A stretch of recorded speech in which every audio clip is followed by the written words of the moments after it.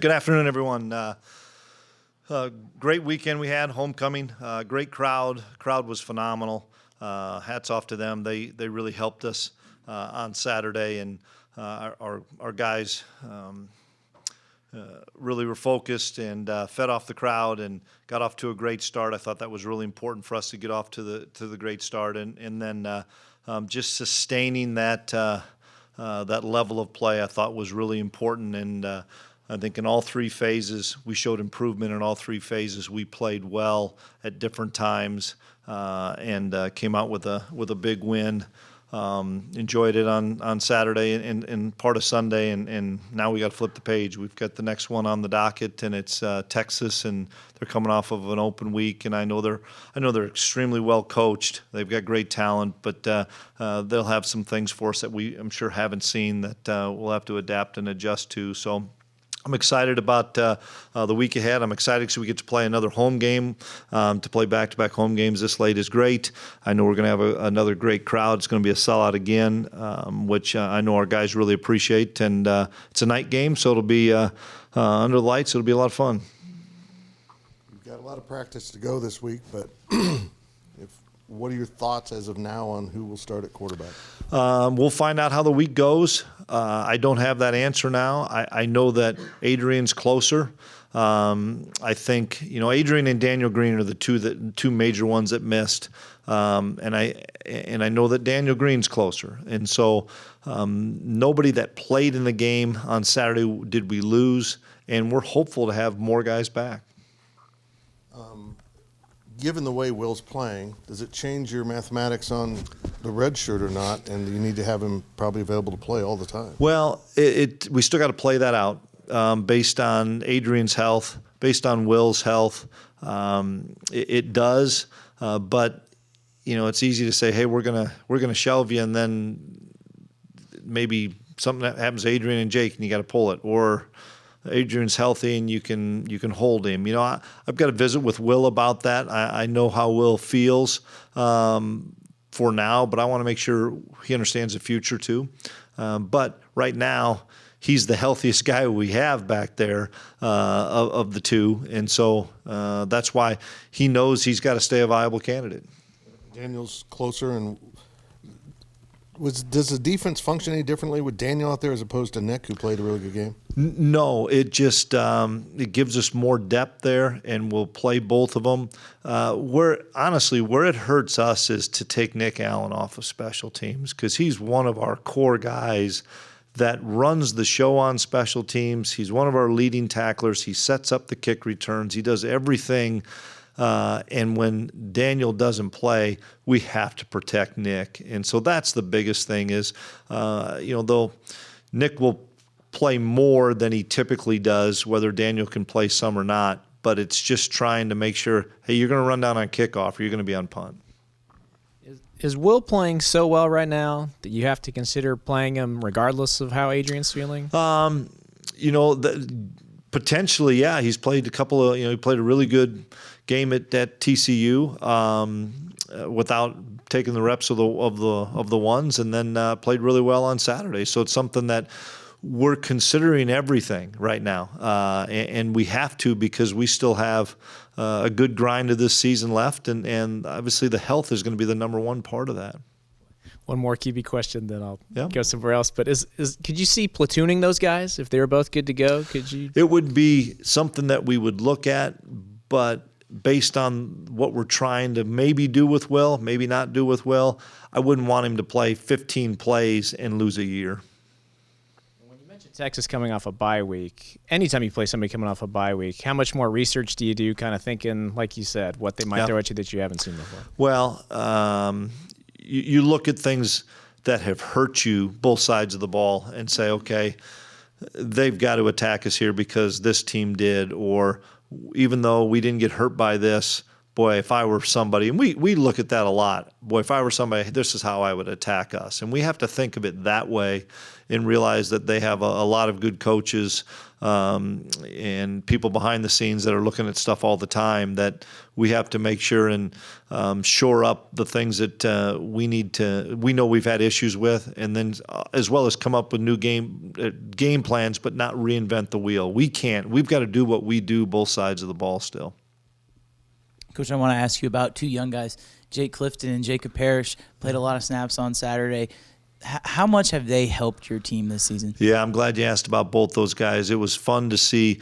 Let's hit Jacob Parrish first. We knew we were going to play him all along throughout the season on special teams, and then take some snaps at corner just to help us because Echo and Julius we knew. And we've got Omar Daniels, and we've got some guys there, but we wanted to make sure that we had somebody ready to go, so we didn't have an issue with Jacob saying, boy, do we play him this game or not. Then we played him a little bit at nickel last week, in part because we knew we lost Khalid for a half, so we needed another player to play that position. So he's given us so much, and it's given some of those corners a break, and he's playing really well on special teams. Had a really good block on Phillips long return. Then Jake Clifton, early on in the season, he was one of those guys, well, we're going to play 4 games and probably not have him anymore. Then we lost some linebackers off the roster that couldn't play anymore.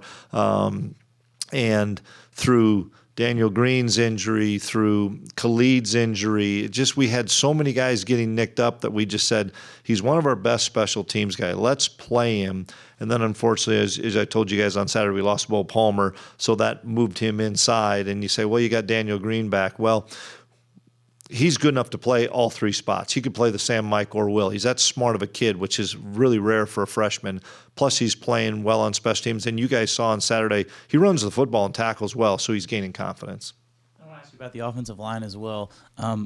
They seem to be playing at a really high level right now. Yeah, they really are. Credit to those guys. Credit to Coach Riley.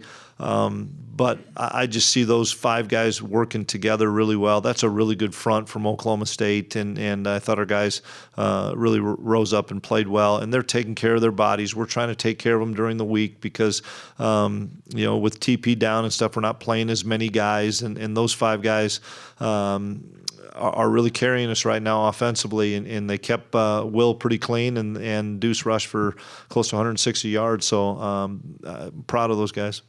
Probably because he was targeted a little bit, so we saw it more. But was that one of the better games we've seen from Echo Boydo? Yeah. He had a couple of PIs, and that's going to happen. I'd rather have him play it aggressively. But I thought he played well, and they went after him. And he stood up to the challenge, and it was fun to see for Echo. And Echo wants to be challenged. And the way we play defense and as good as teams are rushing the football and quarterback run game and stuff, you guys see it as well when people play us. There's just a lot more man coverage out there. You just can't sit in soft zones all the time anymore. And so you're going to put a lot of pressure on your corners. That's why we're fortunate to have the older guys we have in Echo and Juju. Since the beginning of Big 12 play, is there a player or position group that jumps out to you that's probably improved the most for your team?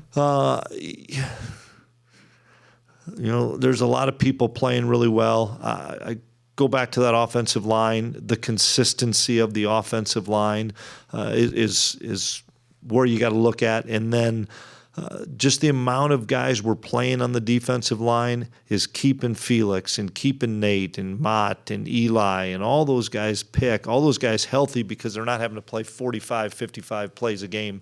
They're in that 20 to 30 play a game because we're rotating so many guys. And so just our depth there is really helping us. And Bijan Robinson's quite a talent in the backfield. What's the hardest part about stopping him? The fact you're going to have some one-on-one tackles, and you need to have more people to the ball carrier. You need to find ways to vice tackle him, which is hard because then you're going to be one-on-one with the wide receiver or tight end, and it's just. We've got to do a great job of gang tackling, and you can't give up on the play. You can't think, well, this guy's probably got him, because he might not. And he's a really special player, great talent. And I think if there's one thing I'd say just watching Texas, they do as good a job as anybody that we've played as far as we're getting our best players the football, and we're going to make sure that you have to defend our best players for 4 quarters from sideline to sideline, whether it's the wide receiver to the tight end to the running back, getting touches everywhere. Given the trajectory of a college football season, how much can Saturday kind of be a launching point for you guys? I'm careful about that. I mean, sure, you gain some confidence from it, but we've got to stay humble from it because everything clicked. There's no question. Everything clicked on Saturday, and that's the confidence part of it. But now we got to wipe that one away because this is the next game, and it's the next 1-week season we have against another really good team, and those things just don't ever happen in college football, and we were part of it, and it did. But now we've got to move forward and realize that we still left some plays out there. We have more growth to make. You always gain confidence when you have growth. We did some better things on special teams. We were able to pop a couple of punt returns. I thought Ty Zentner played his best game. I thought Ty kicked the ball extremely well. Then we had him kicking field goals, and so there was more stress on him, but he rose up. And so, yeah, it gives you confidence, but in the same respect, you got to stay humble as well because it's not going to be like that very often. And you alluded to this, but given Texas power rush, how much can the TCU film and kind of a few mistakes you guys made, can you learn from that? Absolutely. If we don't tackle well, it's going to be the same kind of day. And the backs are very similar, if not as good, better. Because there's multiple backs, too, that are going to come at you. And so for us, it comes down to getting off blocks and running our feet on contact and tackling and making sure a 3-yard gain doesn't go for 8, because then we are behind the sticks all game long, and then it's a bad deal for us. And if I'm them, I'm watching the TCU game, I'd be licking my chops too, saying we're going to run the football at these guys. And you talked about Echo, but just the secondary as a whole, how well they've played for a few games. Yeah, we're playing a lot of guys there. I know we're playing 4 corners played and 6 safeties played, so that's great to play that many guys. It keeps guys fresh. It keeps guys engaged. All those guys are playing somewhere on special teams as well. The younger guys are getting better. The VJ Paynes are getting better. To get a Crew Jackson to make some plays and on special teams, Crew's doing a nice job. We're getting some mileage out of people. See, Toby made a big tackle on kickoff. We're getting some mileage out of some guys because of the hard work they've put in throughout the fall. Coach, tonight you're probably going to be ranked in the college football playoff initial poll. Obviously, it doesn't mean a whole lot right now, but what does that do for recruiting to be able to go out and sell that to recruits? I'm sure it's good. I'll let the recruiting staff handle that. It's something that somebody will tell me that we're ranked somewhere. It really matters at the end. Whoever the top 4 teams are, they'll talk about that a bunch, but there's so much football left to be played inside that top 25 and even outside of it that you're just trying to focus on the things that you can control. And for us, it's not getting caught up in that. That'd be the easy thing if caught up with where you're at. And as soon as you start thinking about that, you're going to get beat. And we need to keep focused on ourselves and getting better. From a recruiting momentum standpoint, have you noticed a better reception based off the type of season that you guys have had on the recruiting trail lately? I don't know if it's that. I really don't, other than the fact that, we have so many more prospects and families come to campus for games this year. And part of it is our atmosphere has been really good. I think we've sold out every game. So a lot of people want to be a part of that. I think people are feeling better about traveling now too, with the pandemic being over. I didn't see as many families out in 2021 as you are in 2022. So that's a big part of it. You hope the success helps as well. We've got to keep utilizing the success that we've had. But once again, we're still a long ways to go. But it's been good game day environments here for the young men and their families that have come. What kind of challenges does Quinn Ewers bring? One, we don't have a ton of film on him. He was banged up a little bit. He's a very calm demeanor guy. It looks like in the pocket. Doesn't look like he gets rattled. You can tell he's in control, and knows where he's got to get the football into his playmakers' hands. I think he's had a really good season. And once again, having a week off, every one of their guys will be feeling a little bit healthier. I think he's a perfect fit for their offense because they have so many people that can beat you. And he's understanding that I got to get all these guys the ball, and he does. And one of those guys that can beat you is Xavier Worthy. How talented is he? He can roll. Boy, he can really run, and he goes up and attacks the football. And it's one thing you can't do is you can't kind of emulate him at practice because we're just not running that fast. We got some guys that can run, but not like that. And we're gonna be challenged on some deep balls. We were last week. We're definitely going to be this week, and we need to know where he's at because he could be running post routes. He could be running diagonals across the field. They're going to get him the ball on little smoke screens and stuff. Once he's one of those guys that they're going to find their way to get touches to him. I got a Deuce Vaughn question for you. Oh, I like to hear this. Good. Okay. He's very close. He's very close to becoming number 2 all time in rushing, only behind Darren Sproles. I've heard of him. Yes. When you think of Deuce, I mean, just what comes to mind? A complete football player, and just as he's evolved through his 3 years here, which is hard to believe it's only been 3 years, from when he first got here and nobody knew much about him to he's kind of a scat back and you catch it out of the backfield and then all of a sudden we talked about him being, hey man, he's a complete runner. He can run inside, he can run outside, and he can catch the ball.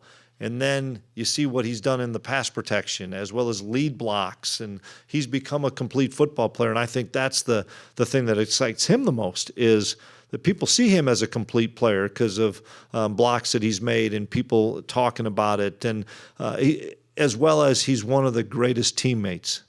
When somebody's down, he's one of the first guys to go up there and try to raise their spirits. And he's a very humble guy. And he's one that, even though he had 160 yards or whatever, he's not going to say, boy, I've arrived. That kid's always going to work hard and stay humble. Another guy that you like, Gilly.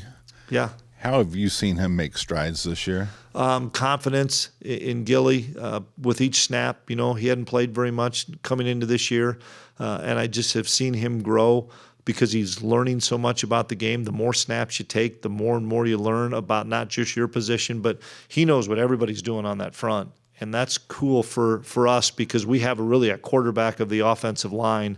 He'd love that I called him a quarterback of the offensive line that is making all the calls and is very confident in what he's doing. And he's getting stronger as the year has gone on. One final one. After the game, you described the defense as being phenomenal. In every game this season, you've held opponents underneath their season scoring average. What's making the defense so good this year?